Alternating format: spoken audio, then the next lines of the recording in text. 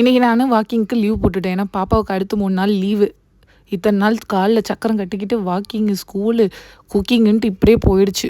ஒரே வாரத்தில் ஓவராக வாக்கிங் போனாலும் அடித்து போட்ட மாதிரி ஆகிடுங்க. அதனால் கொஞ்சம் கொஞ்சமாக பொறுமையாக வாக்கிங்கை அப்படியே கண்டினியூ பண்ணலான்னு இருக்கேன். காலையில் என் ரோட்டுக்கார ஆஃபீஸ்க்கு அனுப்பிட்டு இழுத்து கதவு மூணு நாங்கள் தாங்க 1 மணியை போல் எழுந்திரிச்ச உடனே போய் நியூஸை வச்சாச்சு. என்ன தான் சொல்கிறாங்க, ஒரு சேனலும் ஒன்று புலம்புது. எதை நம்புறதுன்னு தெரியல. இதுதான் நடக்கணும்னு மனசுக்குள்ளே ஒன்று ஓடிட்டுருக்கு. அதுதான் கண்டிப்பாக நடக்கணும்னு நம்புகிறோம். கடவுள் தான் காப்பாற்றணும். இன்றைக்கி குழம்பு என்ன வைக்கிறதுன்னு முடிவு பண்ணியாச்சுங்க. ஆனால் தொட்டுக்க என்ன பண்ணுறதுன்னு தான் யோசிச்சுட்டு இருந்தேன். அப்புறம் தான் யோசித்தேன், இந்த காரக்குழம்புக்கு நல்லா கொஞ்சம் இனிப்பாக பீட்ரூட் பண்ணால் நல்லாயிருக்குன்ட்டு அது செஞ்சுட்டு, பாப்பாவுக்கு பார்த்திங்கன்னா பாயில்டு எக் வச்சாச்சு. ஏன்னா அவங்க பீட்ரூட்டு இந்த மாதிரிலாம் ஹெல்த்தியான ஃபுட்டெலாம் சாப்பிட மாட்டாங்க. அப்புறம் ஈவினிங் ஸ்நாக்ஸ் வந்து ரவா புட்டு பண்ணியிருந்தேன். ஈவினிங் போல் கொஞ்சம் பார்க்லாம் போயிட்டு வரதுக்கு கொஞ்சம் லேட் ஆகிடுச்சா, அதனால் வரும்போதே டின்னருக்கு ரொட்டி வாங்கிட்டு வந்தாச்சு.